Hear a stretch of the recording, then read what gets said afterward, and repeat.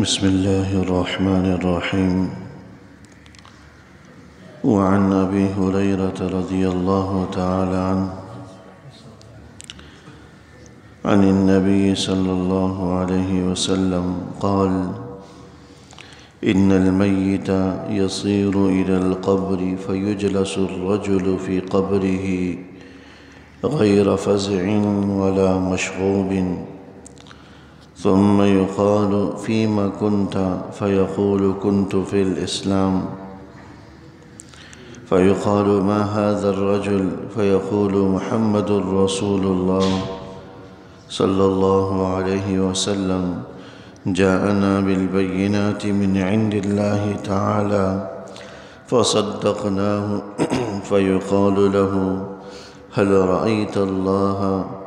فيقول: ما ينبغي لأحد أن يرى الله.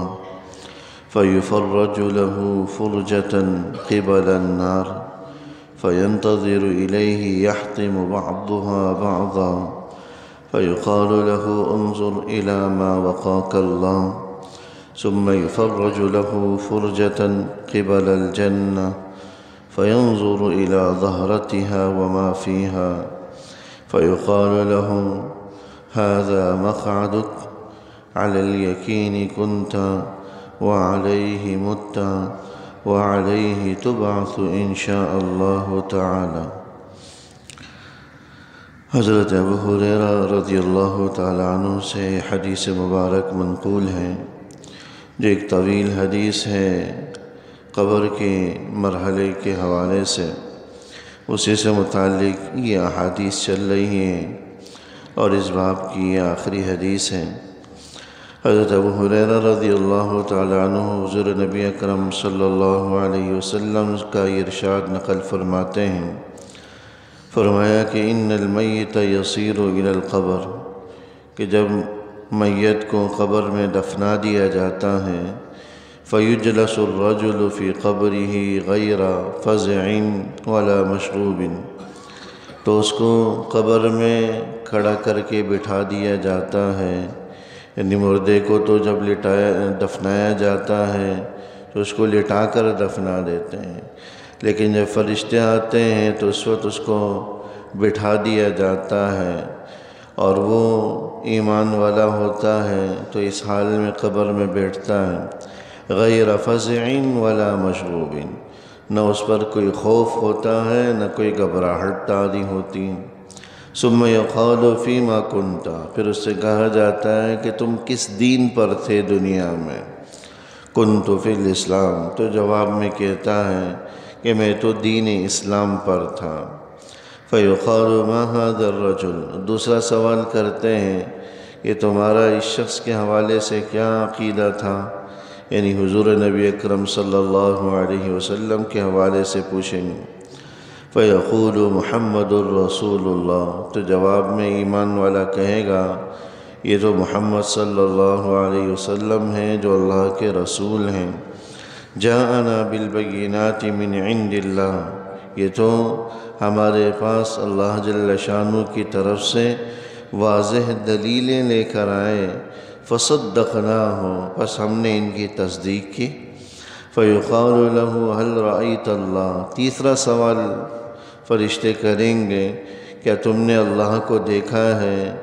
فیقول ما ينبغی لأحد ان یری اللہ، تو جواب میں ایمان والا کہے گا کہ دنیا میں تو کسی آدمی کے اندر یہ طاقت نہیں ہے کہ وہ اللہ کو دیکھ سکے، یعنی دنیا میں اللہ جل شانہ کو اپنی آنکھوں سے دیکھنا یہ ممکن نہیں ہے۔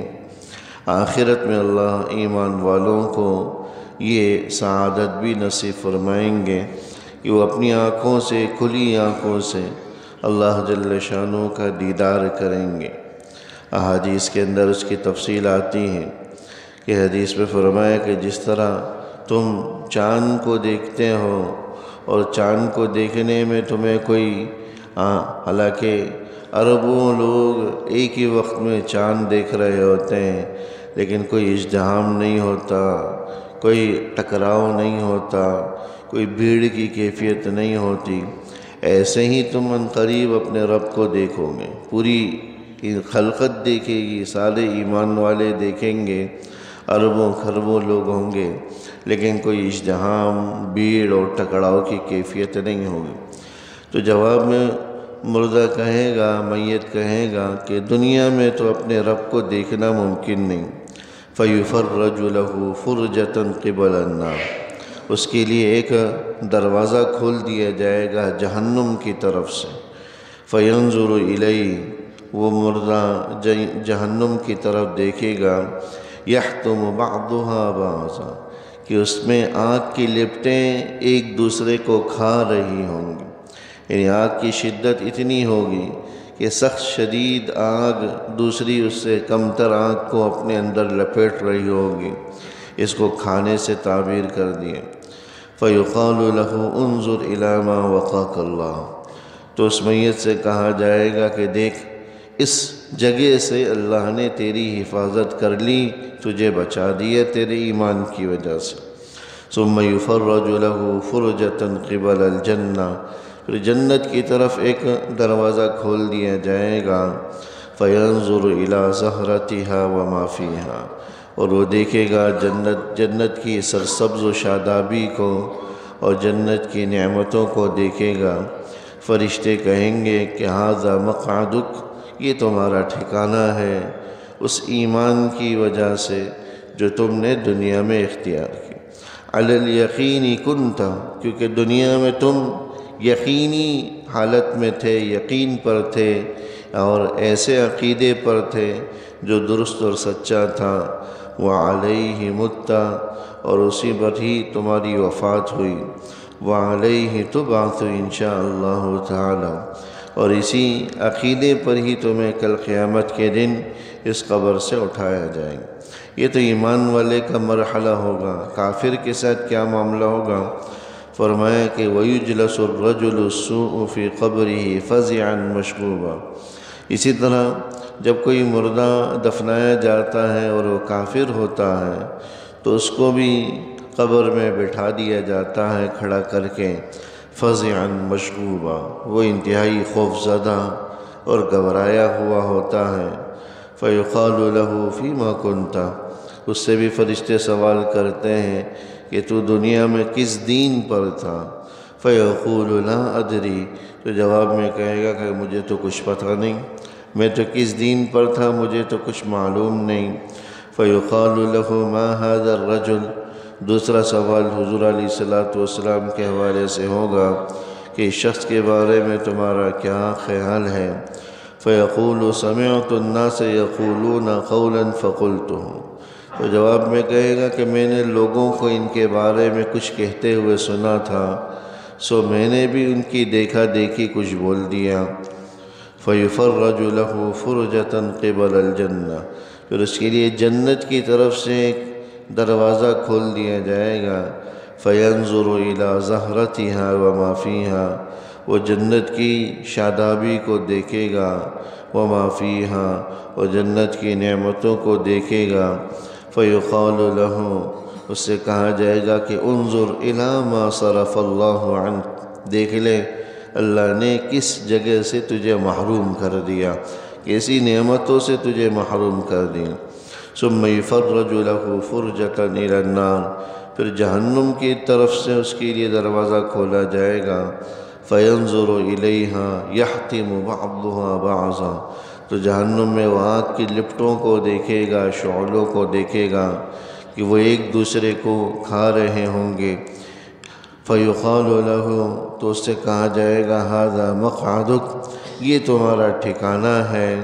عَلَى الشَّكِّ كُنْتَ، کیونکہ تم دنیا میں یقین پر نہیں تھے، ایمان و یقین پر نہیں تھے، دنیا میں تم نے شک کی زندگی گزاری۔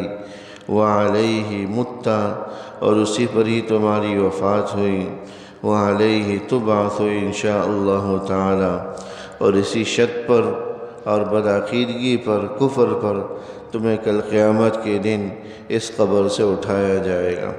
تو دونوں ٹھکانے دکھانے کا مقصد ایمان والے کو مزید شکر پر آمادہ کرنا ہے کہ جب ایمان والا دیکھے گا کہ جہنم کے اس ٹھکانے سے اللہ نے مجھے بچایا، اور اس کی عذاب، اس کی تکلیفوں اور اس کے مصائب کو دیکھے گا، تو مزید وہ اللہ کا شکر ادا کرے۔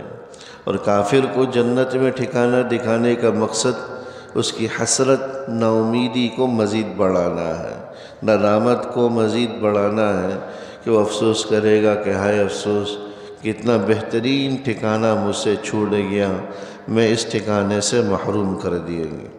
تو یہ پوری احادیث مبارکہ جتنی بھی ہمارے پاس آئی ہیں قبر کے عذاب سے متعلق، اس سے ایک بات تو یہ ثابت ہوتی ہے کہ قبر کا عذاب اور اس کی نعمتیں یہ دونوں برحق ہیں، ایمان والوں کے لیے نعمتیں اور کافروں کے لیے تکلیفیں اور شدائد۔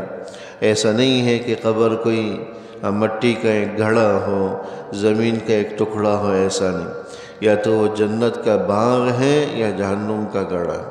تو ہر حال میں ایمان والوں کو اپنی آخرت کی فکر کے ساتھ ساتھ قبر کے مرحلے کی بھی فکر کرنی چاہیے، اور اپنے روزمرہ کی دعاؤں میں اس دعا کو ضرور شامل کریں کہ اللہ ہمیں عذاب قبر سے بچا اور اس سے پناہ نصیب فرما۔ دعا فرمائے اللہ جل شانہ جو کچھ کہا گیا سنیں۔ ربنا تقبل منا انك انت السميع وتب علينا انك انت التواب الرحيم، وصلى الله تعالى على خير خلقه محمد وآله وصحبه اجمعين، آمين برحمتك يا رب۔